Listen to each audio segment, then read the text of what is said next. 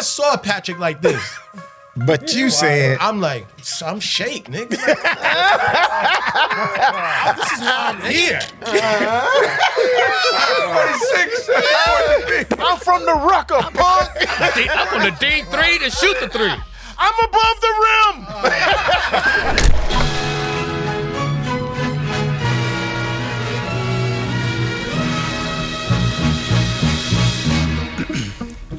Baby girl, I'm built different, ain't shit about me average. Lazy motherfucker, I suffocate if I'm stagnant. Confident, I will never take your bitch, boy, I don't wanna. She don't cook, clean, or pray for you. I'm sorry, that ain't no woman, and I'm tired of it. No tolerance for toilet shit, that man talkative. Need a better ass whooping than his father did, I'm confident.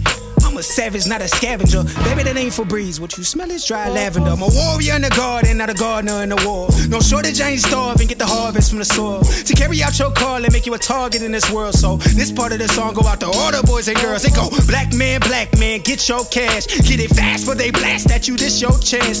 Remember who you are and don't let this world change you. If you ever want to burn this whole shit down, I don't blame you. Come in.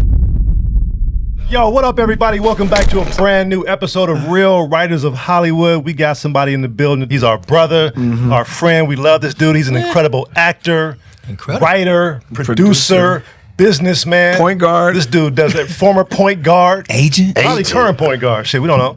Brother still looks like he's 30 years old. That's unfair.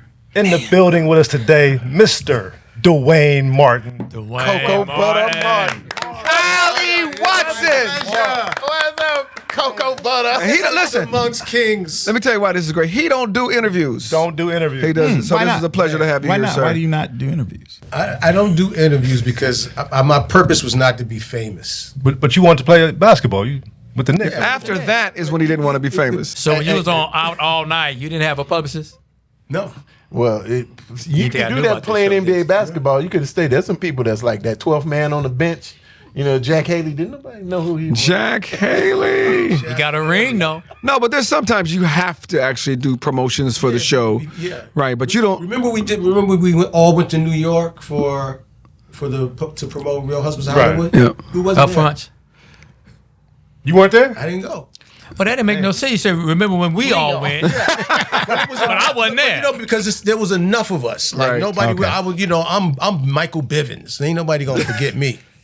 I mean, you know, they'll forget Poison. me. like Bobby was there. Right. You know what I mean? Right. Johnny Michael was there. I'm Bivins. I just say it. I just get on. I be like, as y'all know. That was his only line in the music. Poison. That's the whole thing he sung. Me and the crew used to do it. No, I'm just saying, just Michael. I like Bivins, man. That's my guy. It's like do the least amount, get the same check. Man, the reason I love this format we got, you know, bringing people into the writer's room is because even though we've worked with you for several years now, and people know, you know, they know of you, they know your name and face, but we really want to get to know who you are as a person, man. Take us back to your childhood, man. You from New York?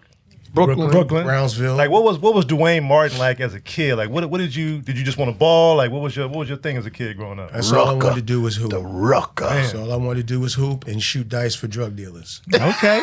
Shoot dice for drugs. No wonder you and Johnny Roll got for drug along. dealers. What? Because the drug dealers are unlucky. Hold on 1 second. Johnny? After 31 arrests, I can say I wasn't lucky. No convictions. Yeah, you are lucky. Like I never had a summer job. Like my job was I would roll dice for these guys. Like I'd be on my way to go play ball. They'd be like in the street, yo, little Duane, come here, roll for me. Thousands of dollars in the street. I'm just rolling. CeeLo. CeeLo, 3 dice. But they were unlucky. Like that drug money is unlucky, man. They couldn't win. They would lose. You know what I mean? Like if you know how to play CeeLo, somebody roll a deuce. They couldn't beat a deuce. Damn. You know what I'm saying? The lowest number, they couldn't beat it because they just had bad juju. Man. Now were they Playing with Frank Lucas? now did they give you, let's say, an even amount of what you were rolling for? Absolutely not. Nah, they'll just give me a couple of $100 Yeah, he's and a I'm kid. out. And you like, thank Whatever you. it was, whatever they put in my hand, I was just like, all right. So when did you know you was good at basketball? I don't know, man. I'm sure they're better than Stephen A. Smith. I got 2.1 points. Are you saying I can't shoot the rock? Have you seen me boxing? Oh my God. I think he was He's shooting like jumpers an old with the video gloves game. on. Say it right now, Duane. Tell these niggas. I don't know. I don't. No, but what grade? You know, High there's a school. certain grade where you go Middle school. good. 7th grade, 8th grade. When nice you with start these playing handles. with the older guys, you know what I mean? You know what? I was 10, and I remember my father telling me, You ain't my he said, son. "You'll never make it. You're too short. You Play 6'1". baseball." How tall were you? I was like 5'8" in high school, but he literally was like, and this is a nigga that didn't live here, and my mother was his girl, right? Nigga, you come visit every weekend. I get it, but like, That's all you got for me? he said, "You'll never make it." And I just looked at him as the first time as a kid. And I just looked at my father and just was like, "You don't know what the fuck You're a you talking hater." about."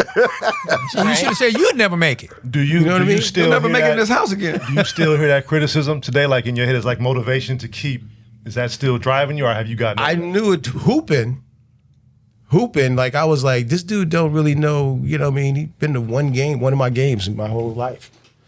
You know what I mean? So I was like, So you didn't take it to heart. You just he just don't know. He just uses I was just motivation. like, the fuck is he talking about? Like, I'm nice. I mean, I'm looking at the reaction of people and my teammates and everything. I'm like, yo, I don't know. I'm getting 20 a game, nigga. Like, what are you damn. talking about? Damn. Hey, wait, where'd you go to high school? I went to FDR High School. Started at point in guard? Bensonhurst. I didn't start. That's about Biggie, right? You went to school with Biggie? No, this is No. This is the Jewish neighborhood, right? Yeah, that's where from Bensonhurst. Spike Lee. With the Yusef Hawkins, that's where he. Oh yeah. I had to go there. Yusef I had to go there from freshman to senior year, and we got chased home. Bensonhurst. We got jumped. Oh, wow. We had wrong to with walk that? by 2 blocks of graveyard to get to school. And that made you tough, you right? So know. now we go on the Yeah, court. And what's crazy is like my freshman year, I was in the hallway. The dean rolled up on me because he knew I was bused from Brownsville. I had to take 3 trains to get to school. He was like, "What are you doing? You going to class?" I was like, "No, I'm about to go to class now. I just left the basketball office." He was like, "No, you're out of here. Where do you live?" I said Brownsville. He goes, "You're going to Jefferson." I was like, "No, I'm not." He was like, "You're out of here. We're getting you out of the school." The coach came in the dean's office, was like, "Yo, this is one of my players," or whatever. But for me to go for 4 years, that guy was the guy that said to me, "You can't go here." So I was like, he doesn't want me to go there because it's a good school. Right. You know what I mean? Like, oh, what are you guarding it for? Like, why are you trying Right. to send me back to Brownsville? Like, okay, no. So I guess I just discovered here in therapy, like I got challenged twice. Yep. I was going to ask you, was that guy your father? The one that told you to go back to Jefferson? That was your stepfather. That's crazy. I never put those 2 things together. So you'll never make it, and you can't go there. Yeah. Now, you said you didn't start your senior year either? My senior year I did. Yeah, I was about to say, yeah. Yeah. My junior and senior year. And then were you recruited to go to the college, or did you go to the college you were of your No, choice? I went to junior college. Okay. I went to junior college in New York. Then I went to junior college in Texas, and then I came back home. And Oh, you played with Bronny. Nah, but I ended up going to NYU for 3 years, played 3 seasons, Now after that, how did the Knicks thing come about? and that was Division III. NYU's Division III. Damn. So What was Steve there Ray? was no one, He went to Winston-Salem. no one there was making NBA. So what did you go to school So- for? What was like your major? My major, I went to the business school. I went to Stern Business School. But for me, in my mind, I'm like, I can make it from here. I was like, I'm a point guard. You know what I mean? Like, I can do it with just bigger players. Right. Plus, you were busting people's ass in the summer. I was When the playing pros with come to everybody town. in the summertime. I was playing with Anthony Mason. I was playing with Mark Jackson. I was playing with against Kenny Smith. And like, in the This must have been summers, we pre-bad grew. knees.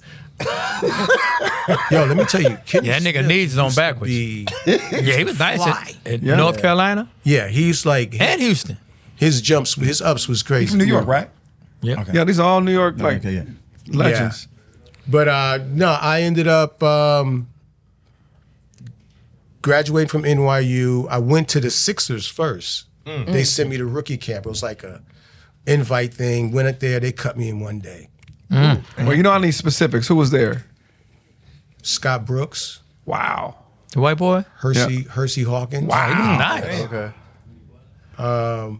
Mario Ellie. Wow. He was nice. Oh, I didn't know Who he you was. ended up representing later? So when they cut me, went back to New York.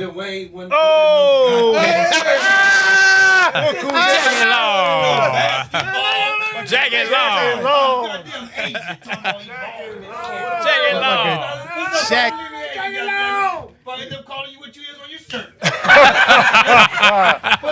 I was waiting till you came around the I was just gonna wait. This is how the room works. Load up, Duane. We're welcomed by the one and only Mr. Jackie Long. Jack it long. He was on the Shine now and was a regular on Real Husbands. Yeah, He had braids. He's on another I had great podcast. hair. Yeah, I'm on another podcast, Podcast Podcast P, P. every Monday. We don't mention. No, you gonna mention it because I'm on here. If that's the case, fuck real writers of Hollywood. Yeah, I'm glad we wrote you out. Can you get James Davis on the phone? We gonna fix this. Let's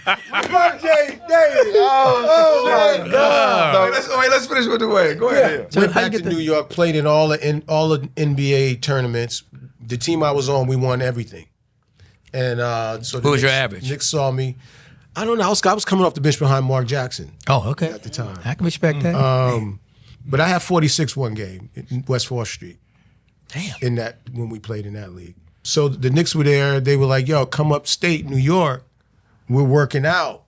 We're working guys out." So for the whole summer, I had to go up to New York, work upstate, hour and a half drive, work out with them, come back down, play every day. Wow. So they just kind of like was kind of watching me. Then finally, the GM Al Bianchi was like, "Yo, you going to any other camps?" I was like, "Nah." He was like, "We want to sign you for veterans camp. We want to sign you for the season." So I was like, "Oh, okay. Well, New York." And guess who was in camp with me? Mario. Wow. Mario Mario Elliott. Ellie was in camp. He got cut before me. Now, how old are you here? What age I just are you? got out of school. I was 22? 23. 23.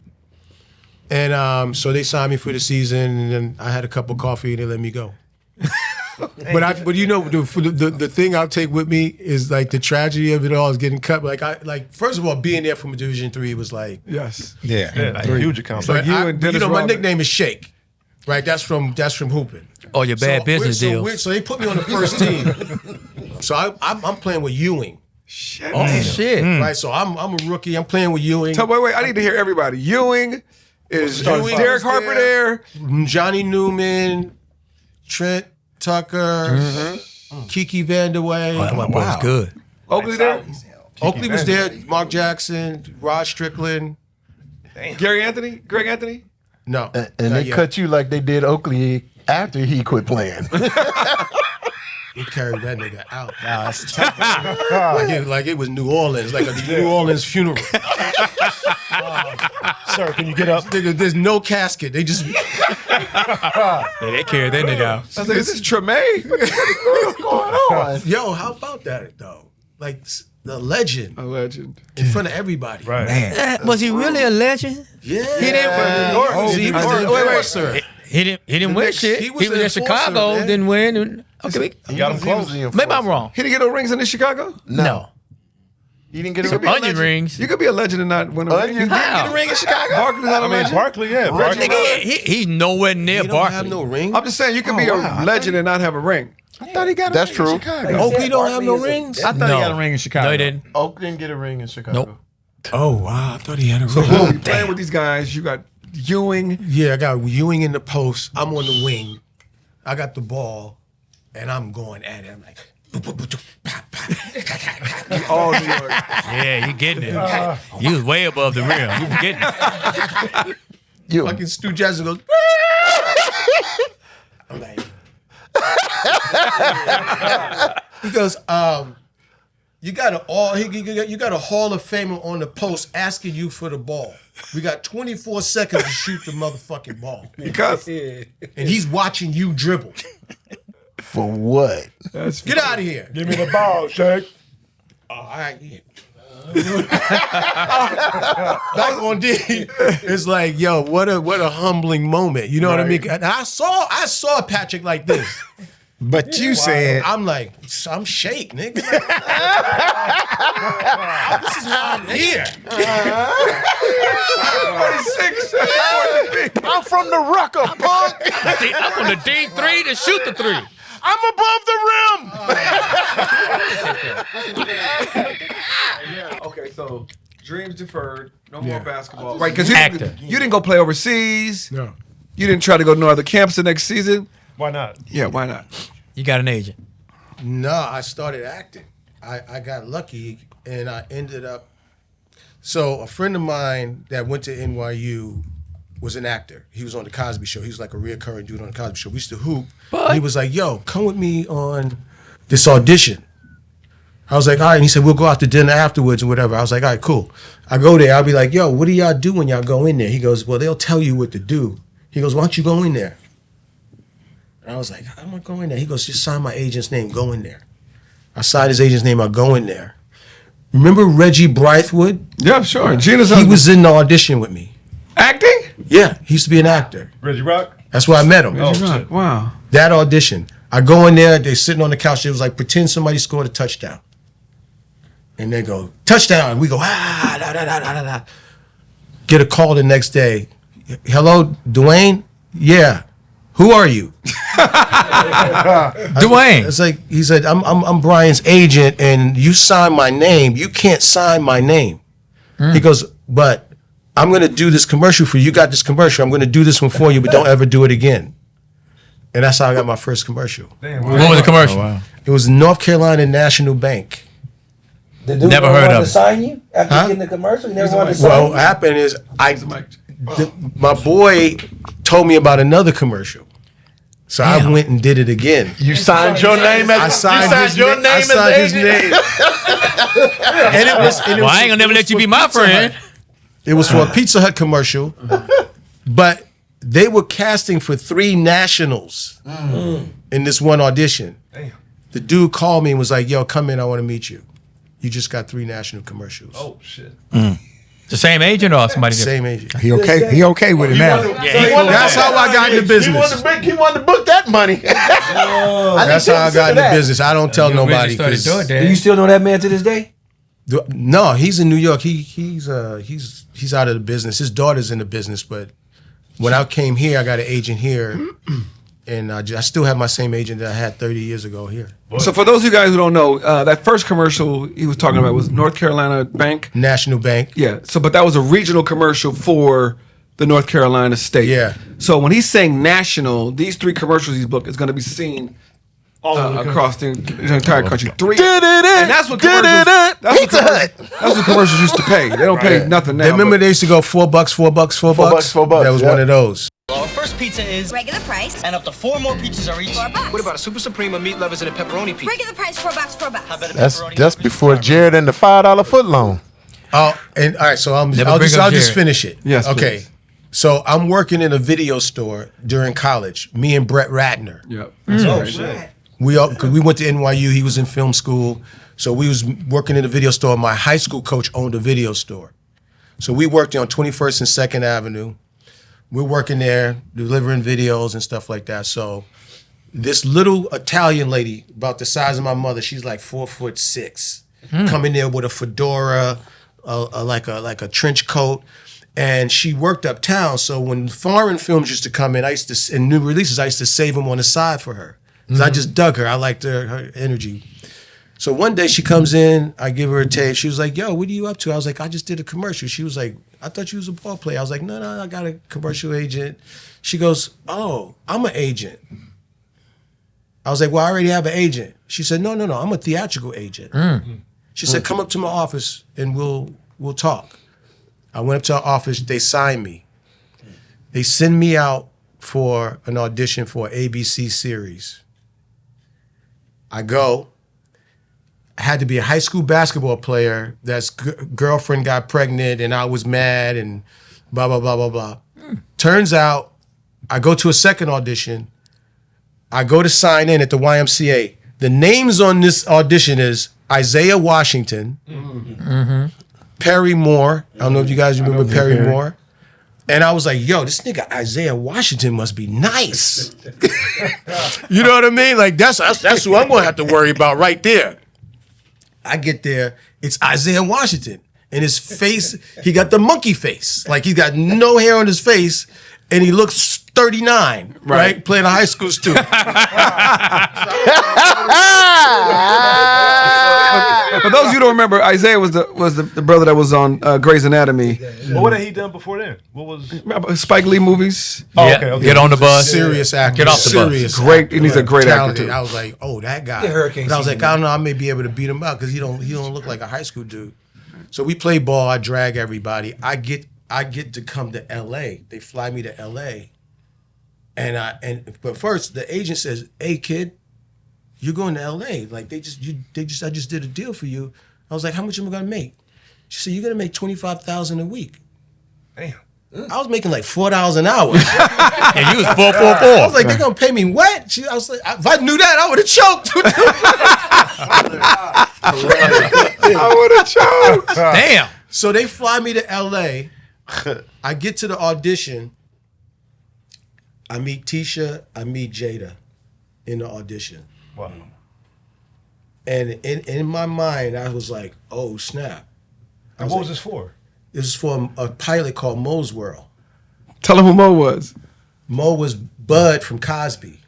Oh, so, okay. He was the star of the pilot. They flew me and Perry Moore to LA to test. Yeah, Perry Moore was on Fresh Prince with Will, the brown And skin brother's best friend. he was in Inkwell with me too. Yeah. But while we were at the audition for the basketball audition, we became friends. We was talking. He was telling me the stuff that he was doing because he was a real actor, and I was just like, I don't know what I'm doing. Like, I'm just balling. And he's telling me we become friends. I get to the airport. I see Perry at the airport. We're on the same flight flying to LA. He didn't speak to me. He just went and sat in his seat and went. I was like, you know, in hooping, it ain't like that. You see somebody trying out for an AAU team, you know what I mean? You still like, yo, dap up, whatever. He looked at me and was like, Fuck you. and I was like, that's the first lesson I got in the business. I was like, oh, people are different in this business. So we fly to LA. And He could've just been focused. We're all waiting in the waiting room to go in and test for ABC. So Tisha, I recognized Tisha. And I was like, I know this girl. I seen her in whatever. Little Shop of Horrors? No, it was a house party. House party, yeah. And so she was like, hey, would you like to read? Because she was playing the girlfriend in the pilot. So I was like, oh, if I could get to read with her, I can get the rhythm and that would be practice for me. So we go off to the side and she's reading with me and I'm like, oh shit, this is cool. Like, yo, this is fucking crazy. Yo, thank you. I appreciate it. We go back out in the waiting room. She walks up to Perry Moore. Would you like to read? She was fishing for both of you. One of y'all, I was like this. I said, You a reading whore. you just be reading with him. You're not supposed to help him. Read. On the plane. His heart was broke. He thought she liked it. It's this business. Where's the loyalty? Jada wasn't doing that? Jada went, man, they put Jada through hell. They made the director didn't see her, but she was so good. He called her back like 7 times, had her dye her hair, all these different ways. So I ended up meeting her and Tisha. I was like, yo, I'm gonna know these women. I don't know why. They're gonna be in my life somehow. And I just didn't know. You know what I mean? That's crazy. Well, what happened to the show? The show, we shot the pilot. I ended up Perry getting it. out. No beat wonder him he out. didn't speak to you. He knew he wasn't going to win. But it was one of those pilots that was like, Peyton Berkeson was in it, Carl Lumley, Art Evans, Tina Lifford, Bud, Deion Richmond. Deion Richmond.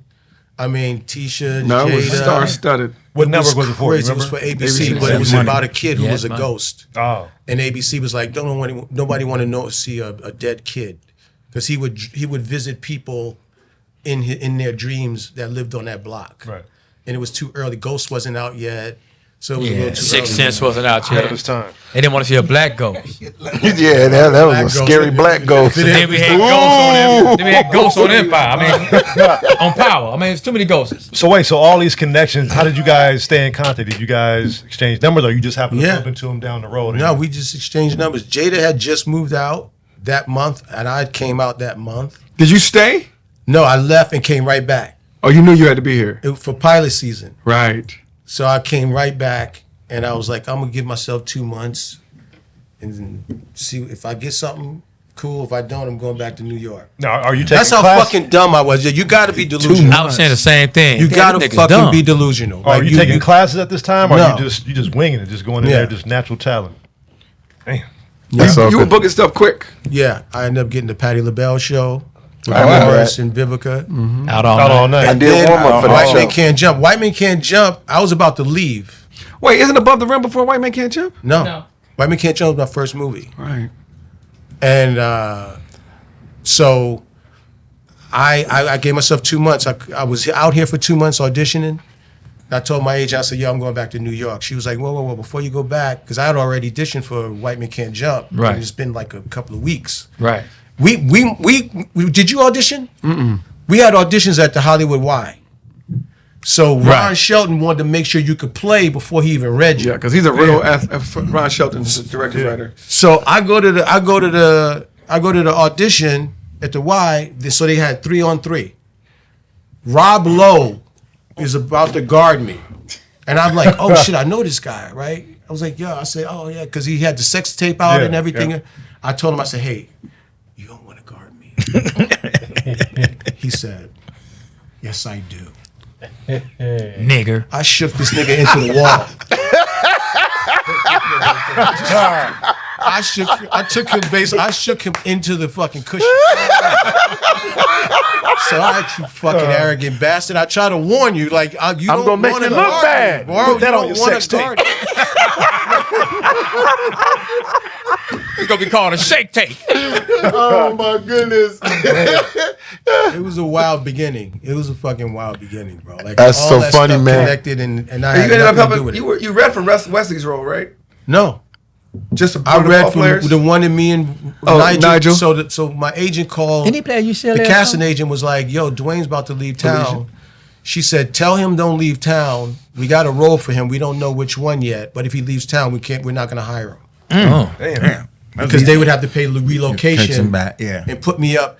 And Ron shot the movie from page 1 in order. Oh, okay. So it was shot for 14 weeks. Give them some of Ron Shelton's. Ron credits. Shelton did Bull Durham. He did Tin Cup. He did. He directed these. Yeah, directed, wrote, and produced. Okay. Yeah, he I don't know nominated him. Oscar award-winning director, but he had enough power to do it in order. Right. Wow. So That's if crazy. you were in the first scene and the last scene, they paid you through the whole thing. Wow. Okay. And all the dudes, I started hooping at the Hollywood Y after.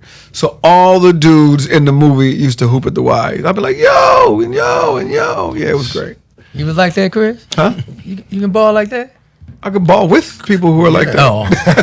You never seen That's- Chris play? Yeah, I Yeah, think he so. saw me. Oh, That's funny, man, because I did warm up for the Patti LaBelle. I did 1 and 2 episodes. They did warm up, and that was like the first time we met. It was on that show. It was long. Out all night. No, yeah, out all night, whatever it was. I don't remember the damn name. Yeah, Patti I LaBelle. watched it. I don't remember a bald dude doing warm-up. He had hair then. Yeah. You might have Did you ever have hair? I had hair. He meant to say he created the patty pie. But the hairline started in Reseda.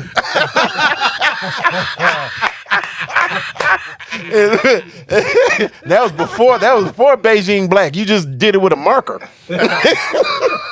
So basically, once you got to LA, it was everything was smooth sailing. Boom, boom, boom. How did you get on Real Husbands? Kevin called me I was like, yo, I don't want to be on a reality show. I was like, I don't want to be on a reality show. And I want to do something else. Like, I don't want to. So Kev called me, was like, yo, you got to do this. Da, da, da. I was like, yo, I don't want to be in a contract with BET. Like, I want to do a network show. They're trying to lock me up to stay on BET. So he was like, yo, what can we do, man? I was like, ain't nothing you can really do because I'm not getting stuck at fucking BET. So he was like, I'll work it out. If you do it, I'll work it out. So what we figured out was the first season, I wasn't recurring. I was a reoccurring person that can come in and out. So I didn't make what everybody else made.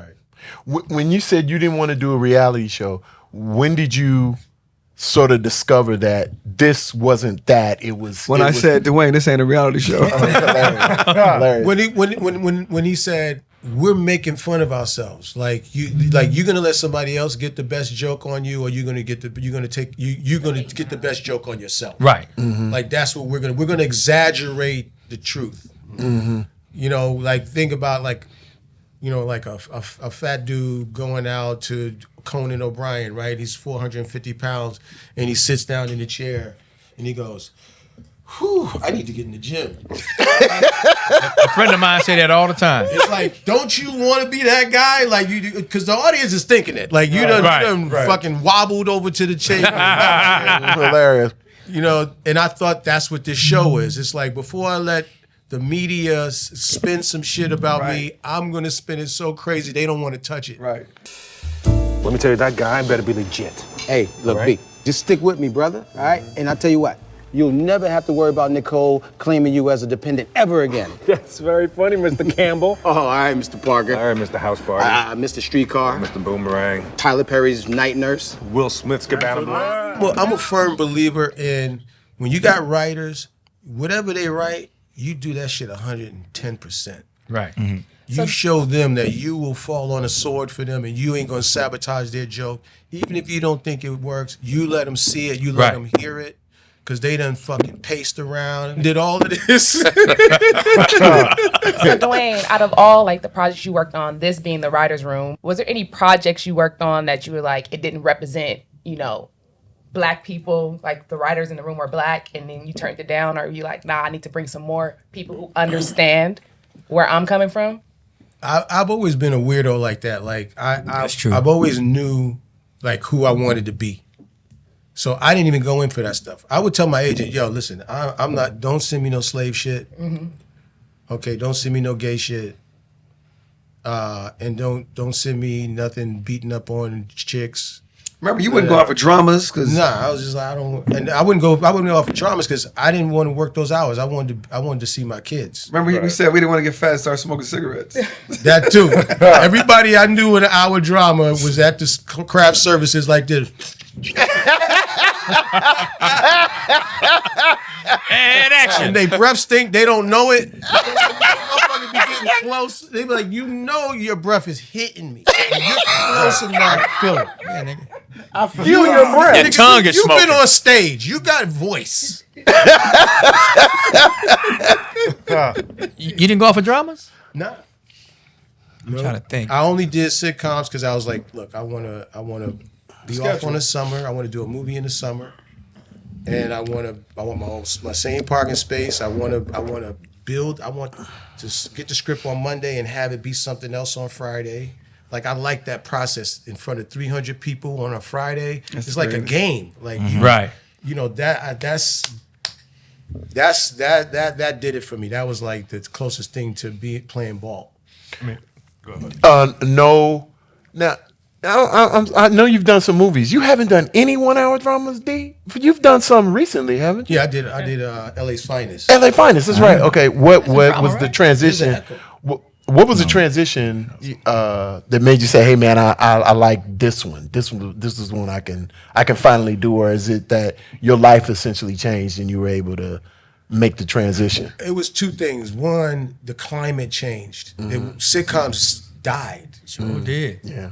And also, I wanted to show that you can't put me in a box. Like I can do an hour drama, and I can do a 4-camera sitcom, and I can do a movie. And like, there's no genre that you can tell me, oh, this guy has never done it. He can't do it. Like I want to be able to shoot the 3 and dunk and have a mid range. Talk about your film that I did punch upon when we first got it, The Seat Filler. I did. That's a tough one. Man, that movie was great. That you wrote, produced, and starred. That was the second one though. That was the Ride or I Die. took the money from the first one and made that one. Which one was defending Trench? It was a rapper that did something. Oh yeah, with Jada Kiss. Me and Jada Kiss, Yeah. Vivica, Megan. I gave Megan her first starring role in that movie. Megan who? Megan Good. Oh, Megan Good. Hey, Megan, it was a Vivica, white girl named Megan. She, and then Kelly talking about Rowland for Seat Filler. Angry Robot? And What are you D-Ray. talking Nobody was hiring D-Ray. Kelly Rowland? Kelly Rowland starred in Seat Filler with Seat Filler, yeah. in D-Ray. D-Ray? Oh, shit. Yeah. Let me ask you, That was B, his first? Okay. as an actor now, I mean, the business has gone through such a huge change in the past couple years. You know, we had the strikes, writer COVID. strikes, actor strike. For you too, Jackie Long, as an actor, man, what's the status now out in the business for you? Are you getting scripts? Are you going on auditions? Are there projects for you out there? Or are you just like, fuck it, I'm just going to create my own thing?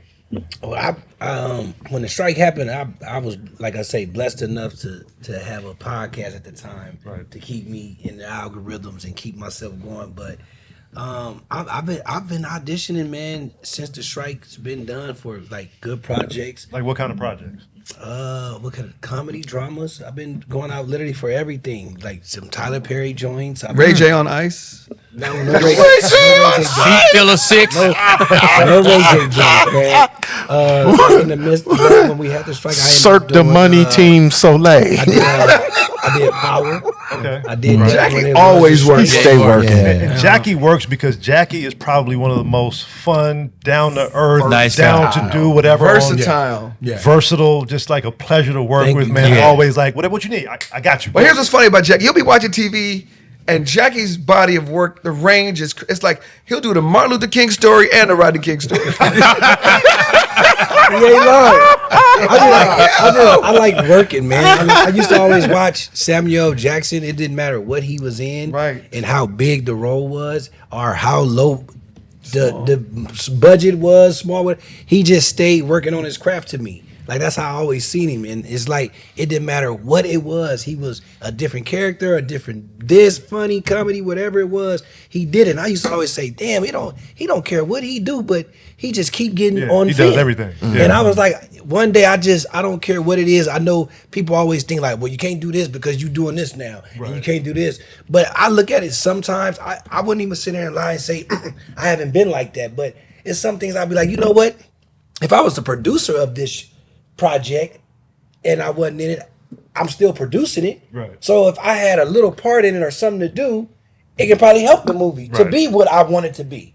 You know what I'm saying? So I always just look at it, man, even the little projects, not to say people start calling me now. Though I'm not going to say yes to them all of them. But what I'm saying, I always look at it, you never get the opportunity to be who you are if you don't get the opportunity. Right. And you have to work with other actors to get the opportunity sometime. Right. And a lot of people don't get the opportunity. So if I'm at a stage in my career where I'm the opportunity, I wouldn't mind sometime helping somebody to work with somebody who's an opportunity to get there. So they can feel good and say, oh, I worked with Jackie Long before. Because I got people, I can say like, I work with Duane Martins. I work with Chris Spencer's. All you guys. You guys are legends. You understand what I'm saying? So for me, That's I like code for old. Y'all old as fuck. But no, I just like to I give, used the word I like career. opportunities coming to me, and I like to give opportunities as well. What is your background? Theatrical? Did you come from theater? Were you doing commercials like Duane? Like, how did your acting come Like about? y'all said, Trap for the Knicks. I've done everything, but I started off doing Porn. That's why he got the name Jackie Long. I started off Jackie Longstroke. I did porn first. That didn't work out. He wasn't as long as they thought. I saw it coming, Johnny Mac. I was like, let me be Short. I used to always want to get in the play. And to this day, I still want to do plays, but I never get hired to do plays. You know what I'm saying? I don't know why. It's like I have got hired to do plays, but it's like the old Set It Off and shit. I don't want to do the old Set It Off. I want to do some Broadway's plays. You understand what I'm saying? But it's like that used to be my challenge. Like, let me do a play. And then, of course, coming from Pasadena, all my friends used to say do stand-up comedy and you can get on TV. I remember when I was younger, I used to first come around to try to do stand-up just to get acknowledged. I used to do DJ at the Ha Ha Cafe when Steve Harvey used to host there every damn night.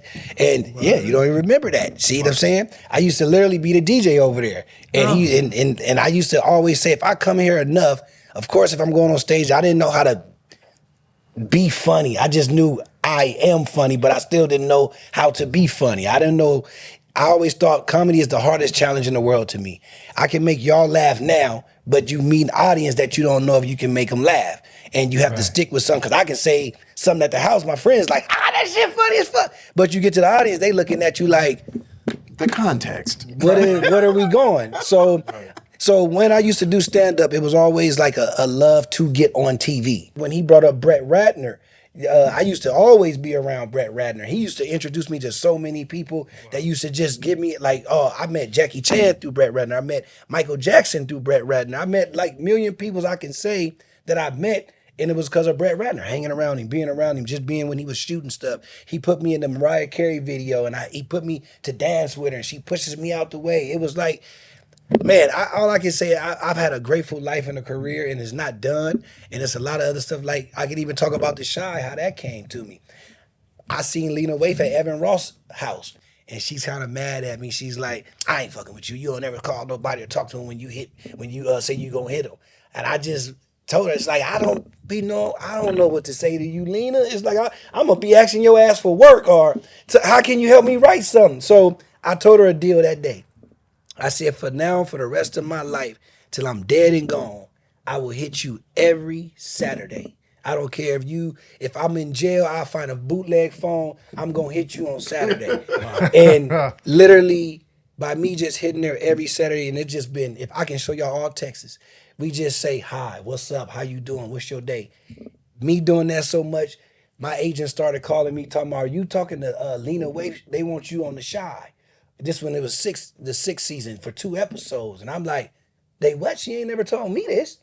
You know what I'm saying? We talk about everything. And then, of course, once they started calling, she started updating me. But literally, till this day, I talk to Lena Waithe on FaceTime, the phone. I don't ask for shit. I don't ask for nothing. I just say, how you doing? How your wife doing? How whatever.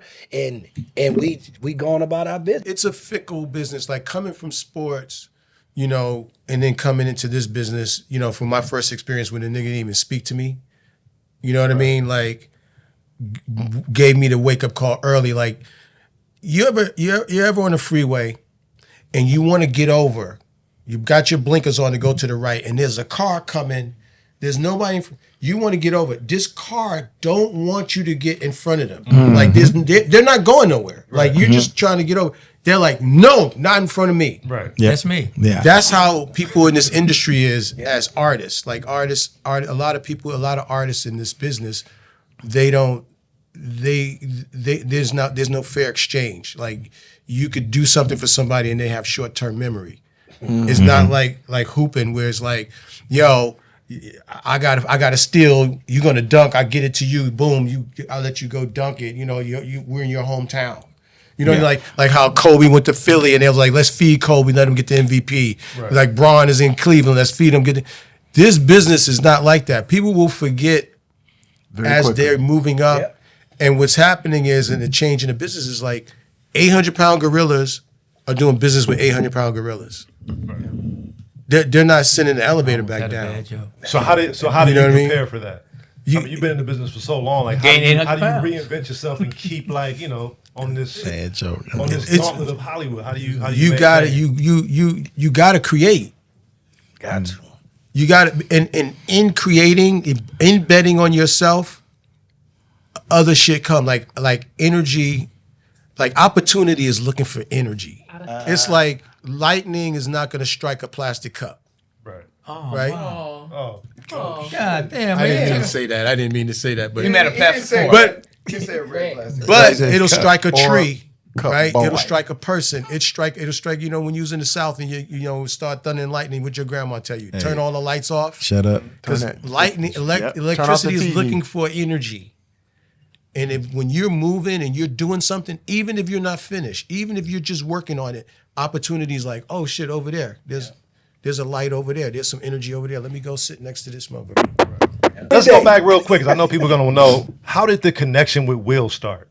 Like, has that been like, how did that, where did that come out of? And did you guys meet on set somewhere? Did you guys just? Nah, you guys know Kadeem Hardison. Yeah, of course. So Dwayne Kadeem Wayne. Hardison lived in Burbank, and on Saturdays we used to go to Riverside over there and play ball at that little court on Riverside. Outside? Huh? The outside part? Yeah, the outside. Yeah, It's Riverside you talking almost about by Disney. Yep. Yep. So we used to hoop there. So we had a crew. We used to play there. And then Will and his Philly boys pulled up, and we used to play against them all the time. And we became friends. And then when I got the Patti LaBelle show, Susan and Andy Borowitz created the Fresh Prince. Right. So I broke out as a comedic guy on the Patti LaBelle show. Right. And so it's Andy and Susan Borowitz used to be like, yo, come over to our other show. Come over to Fresh Prince. You need to meet Will. I was like, I met him before. I played ball with him, whatever. And then I would go over there, and we hooked up, and then I would, like, punch up his shit. Like, he would do a scene, he'd be like, I'd be like, yo, say this. And he'll go out there and be during the audience, the shit. And it was a thing that we would do, like, come over there, hang out, and give each other jokes. And we just started hanging out. And that was it. You That's and how we Alex met. Thomas got the same story. Oh no, Alex was a writer on Fresh Prince. But yeah, no. You introduced Jada to Will, correct? Yeah. Yeah, because Jada, when I met Jada on the pilot, we were like this. Hey, look, I'll take it. I had a fucked up joke, but I didn't want to tell it because I didn't. I'll take it. I didn't know what was off limits or not. I got a mean one. I'll take it. It's mean I'll too. take it. I know it's like mean. that. Listen, if anybody, that connection, what they produced and what they've done in this world with those kids and how and their philanthropy and putting people on, I'll do it again. I mean, it's. I mean, you're such a wise, like you're a guru in this business. Like you've seen everything, you've done everything. You work with Tupac, man. You work with Tupac. Shit. When the slap happened, what advice? How did you talk to Will? Like, what were those conversations like? Did you give him anything specific? Like, yo, man, like use your left hand. I mean, no, for real, like, I know you Bend your got knee. boys. Use your left hand. Bend your knees. Like how did you approach that? Like, what did you have to tell him that would try to, like, keep him motivated, keep him sane, to help him deal with that situation? I just felt like I know too much backstory. Right. But that remains, when those people want to talk about what was the bottom of all of that, how did that rumble and bubble? There's a lot of history between those guys. Right. Nobody knows that, really. And you know what? When as you go on in life, like hopefully you'll meet yourself. And you'll go, that guy that did that got me out of Philly. Right. Yeah, I pushed him back. He was, he's the motherfucking dude in the basement, the cousin you don't want nobody to know, and that motherfucker's, I want to go to the premiere.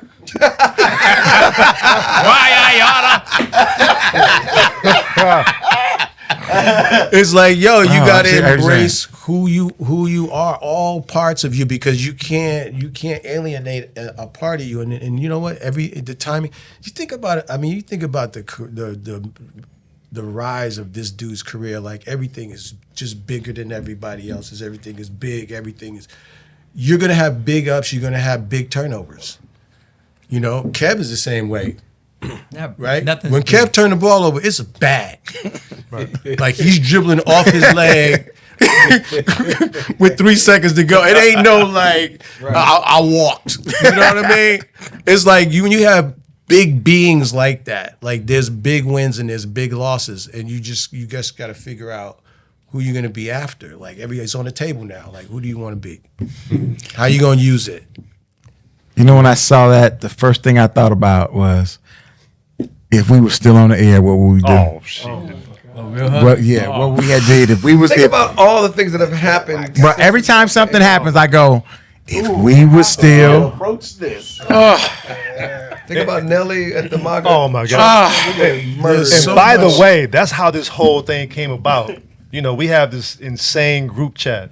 So when Kevin got caught up in his situation, you know, we didn't just like, oh man, that's terrible, man. We started right in. love it. We had the top 25 names of Kevin Hart's next tour. I mean, already. I mean, that's just how brutal the room was. Yeah. But I think that's all comics. We want you to fuck up. Just for jokes. Just for jokes. I mean, the night George Foreman died. Oh my God. How many grill jokes and it's just We should have called this thing too soon. I love it. Bro, some of this shit you gotta delete it. You gotta go just in case something happens on the phone. Listen. I tell you, our chat will be booked. When we all die, somebody's gonna pull out their phone and go, "They were insane." Yeah. I know what's funny is, like, we'll post something and we'll go, "Who's first?" Yeah. Somebody will hit it, and then we should actually one day Well, figure we'll out show, yeah, to we'll put it reveal our on text. there, and then just, and then if somebody's late, Let the I just got here. I just read yo. I love it. Let the jokes begin. Chris Spencer wrote for the Golden Globe Awards recently. Oh, Allegedly. God. And we must have gone in on being the only black in the room. They posted that picture of The Peanuts game. yeah, what's the black kid? Franklin. You know, they had him at the Thanksgiving. I remember one joke I wrote. I said, Chris, they really want to hang out with you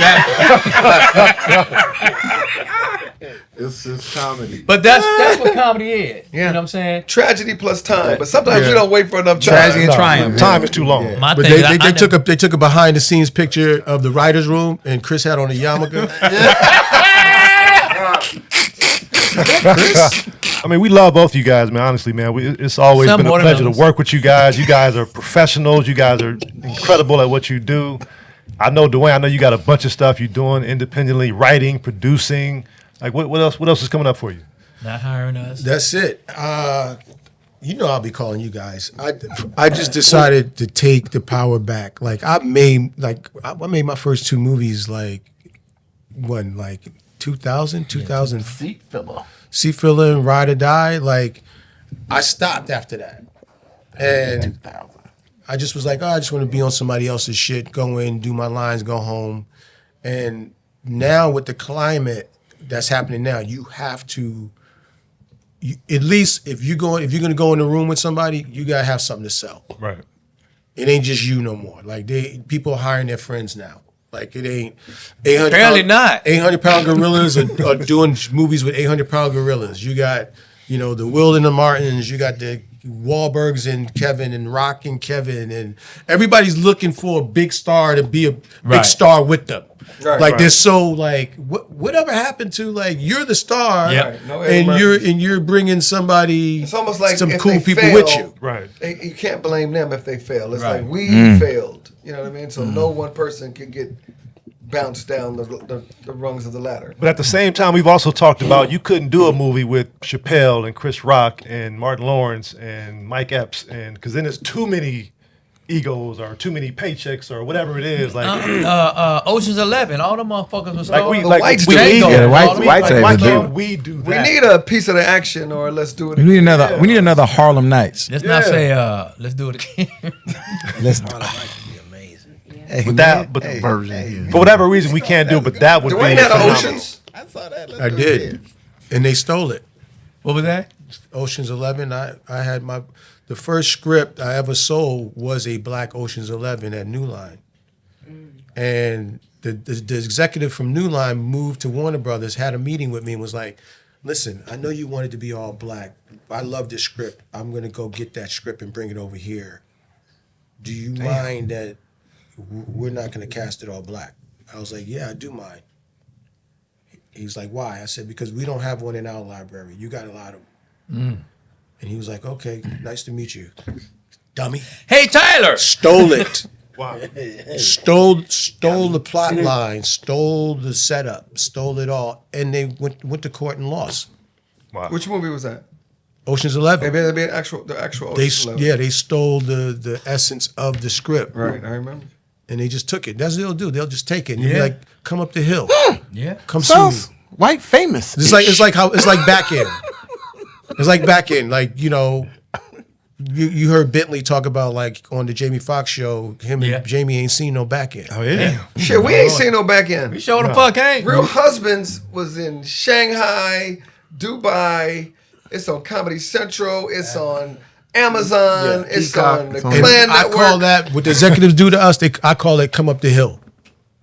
So they're watching you come up the hill. They're like, where's Chris? Oh, Chris is, he's only up a third. Oh, okay, don't worry about him. Like, but they know, one, the forensic accountants that could clean their clock in this town, they give them work.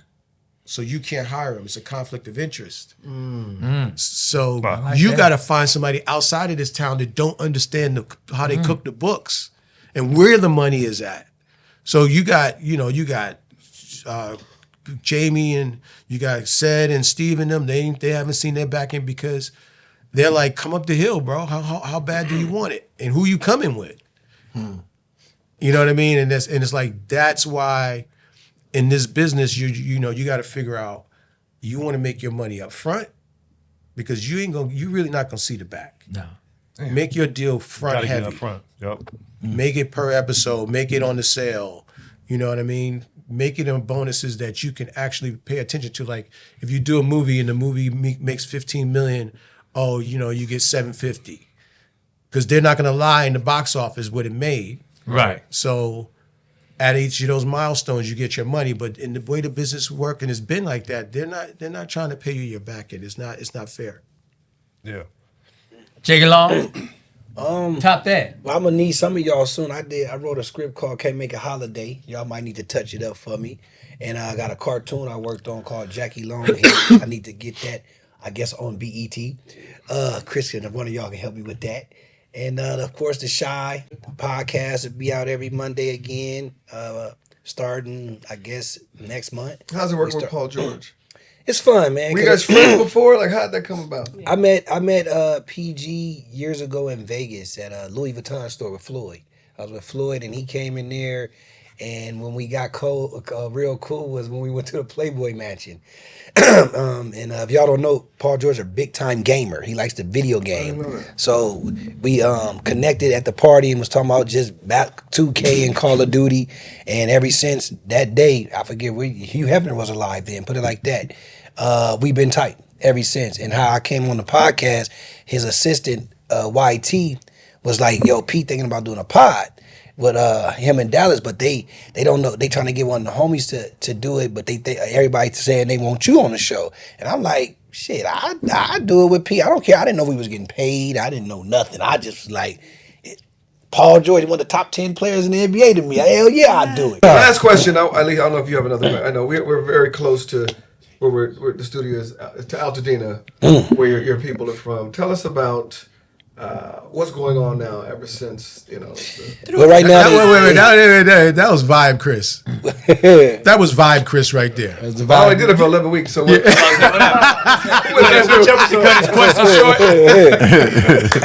No, but Altadena, man, and the Dina, I would say is been through. Of course, y'all know a big problem with the fires. Were you affected personally? Well, my uncle, my mom's brother, my uncle Anthony, his house, he was staying with us for a while because his house got totaled. You know what I'm saying? And my one of my best friends, Aaron Miller, his house got totaled. My uncle's son, my cousin John, his house is gone. And my boy Major Williams is who I been getting my connects from to like go down and help with the churches and all the stuff at the time when we was giving back stuff. But right now they stopped everything because people trying to see if they gonna sell their house or not sell it, and they all that stuff, putting people in hotels, was dealing with that because my uncle ended up leaving us to go get the hotel stay, and I think he just found him a new house, but I still don't know what he's doing with the house that burnt up. Did the cities put you guys up in the hotel? I mean, somebody's For a house while, was burned. Yeah, the city put my uncle. For how long? Like, what was that? What was the? Well, some of them still in there. They still paying for it. And the city's still paying. Yeah, they still paying for it.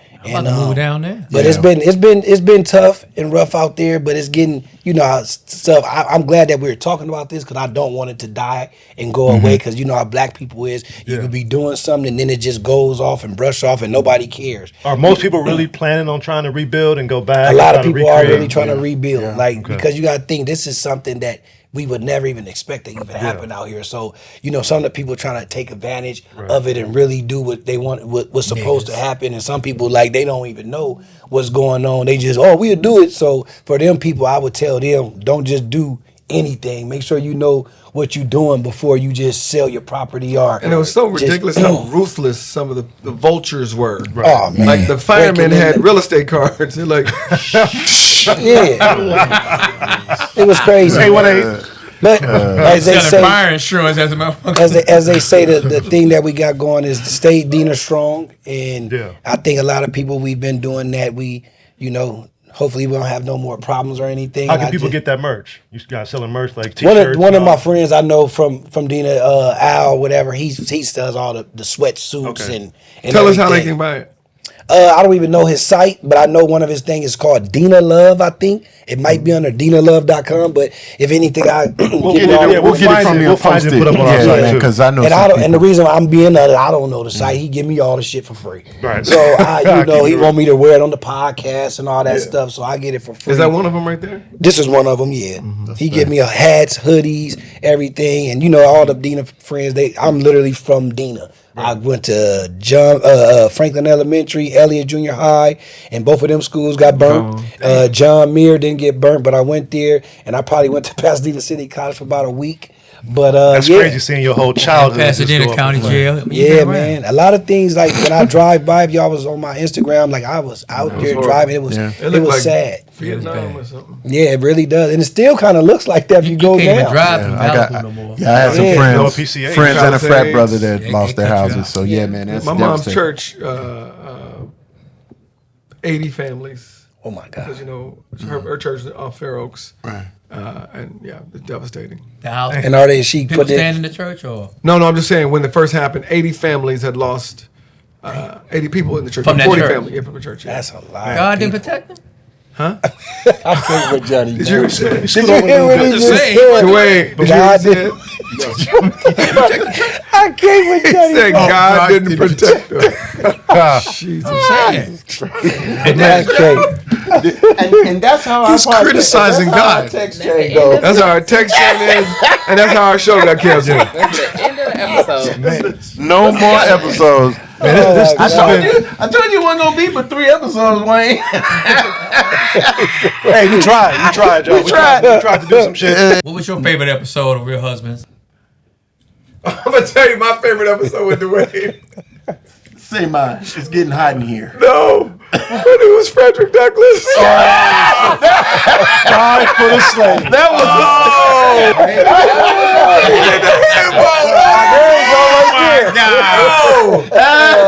Saturday Night Live should have called you and hired you. Duane, what the hell is going on? What are you doing here? Black characters matter, Kevin. What? They keep nominating coons and buffoons and overlooking real heroes like me. Like me. You're gonna be a wet hero if you don't get the hell up out of here, Duane. Admit it, Kevin. You only got a nomination because you were a watermelon eating, tap dancing pickaninny. How did you feel like, you're going toe-to-toe with Kevin Hart, a heavyweight in the comedy business? He didn't care. He used to play one-on-one with Mark Jackson every day. You know what? I always saw myself as like Dean Martin. Dean Martin? Yeah, because Dean Martin, I admire Dean Martin because Dean Martin could be in a scene with Frank Sinatra and hold his space. Mm-hmm. He could be in a scene with Jerry Lewis and hold his space. Dean Martin was like, I used to watch, I could see the wheels turning. Like, if I'm in a scene with Kevin and Kevin's playing the sax, I'm going to play the piano. I'm never playing the sax. When you see a bunch of comics get together and everybody's playing the sax, it sounds like noise. It's not, it's not a band. Like so whoever I'm working with, like I'll sit and I'll just listen and I'll go, okay, what are they playing? Okay, then I'm gonna play underneath. Or this play, if I'm working with Paul Reiser is and I'm like, just give him a little bottom here. More bass. You know what I mean? I'm not trying to get octave over him or anything like that, or bigger than him, or bigger movements than him. It's like knowing how to be a point guard and knowing how to be a two guard. Gotcha. This all comes back to not passing Patrick Ewing the basketball. Yeah, That's what I'm thinking. You learned the lesson. I will pass the ball. Just one pass, you might have been in the league. Just one pass. Lob it up high. This is something that is going to start a trend because there's probably other writer rooms that are out there where people feel like they have chemistry and they have this lineup, which is not going to line up against you guys, but like our writing squad is the best. Best. You guys, Hands down. you guys are the best. Like I've been in a lot of writing. Y'all have no fear. And everybody has their own lane. It just comes together like a band. And you know, I came here because I wanted to support you guys, man. Because people need to know about you guys. Because you guys are we really don't change much, like from the script. Like we might have one or two alts here and there, but like the shit that y'all are writing, we're doing. Right. You know what I mean? It ain't curve. You know what I mean? It's like you guys set the stage. And we just was like, yo, this is beautiful. How do y'all write a Let's make show it. like that for so many actors like us on the show like that? Like how y'all mind? And literally, most of it starts from the headlines. Like, did you see? Nelly just got caught with some heroin on the bus. We laugh for 2 hours, then we go, okay, we should write something. Nick had another baby. Like, Nick had another baby. Boom. Yeah. Jokes happen. Kevin got a DUI. Jokes. Yep. So that's how y'all did it. Because that was, like I say. We would bring them in like Yep, in the beginning of the season. We bring everybody in and tell us some wild, crazy stories. And y'all remember them days when y'all had to all the table? Yep, I'm like, that's what's going on? And y'all was asking about everything. Yo, like, how about the shit came true? Like the last series when I was like, Kevin promised me a role. Like, how about that came to be real? Like, what? No, I called Kevin. I was like, yo, set me up with a meeting with Heartbeat so I could pitch this idea. Oh, yeah. And he was dangling it in front of me like, I'm Jumanji. That's hilarious. I was like, yo, set me up with a meeting, man. I got you, Shake. I got you. It's like, you for real? You had me sign the contract. My hand is shaking. Like I won American Idol. What was great about Duane? Duane would say some shit like you're giving us credit for the writing, but sometimes you would say some shit and I go, Brilliant. Nigga, are we allowed to say that? You hit Nelly one time, like his first day. He said something. You said something about his albums not doing something. And I was like this. You can't tell the king he's you hit Nelly. You hit Wayne Brady. Oh, yeah. I hit Wayne. Oh my God. Wayne said something and you said something hairline. He went. Hey, fearless, man. That's You what know you had who to else be to was be on the show, uncomfortable on the set too was Craig Robinson. Like when people used to come on the set to play with us, you really was like, oh, you're sensitive. You're afraid. I mean, Like they don't know. Like they're like, because all y'all are super funny, and then they got to go on the set with us, and they're like, yo, how do you jump in here and like feel comfortable? Like I might be a little doubtful. It was a tough show, right? Arsenio, I remember Arsenio told us. I remember Arsenio was like, "Hey man, people are scared to come into you guys' room." It's like, what? He's like, no, the rumor is now going to everybody going to go in that room. It's a different thing when you go in that room. Let me tell you, now that you say that, it just reminded me. We were shooting in Venice, and Carl Weathers came by. Yep. He was supposed to be on the show. He saw the show. Next day we called, he's like, nah. He took a knee.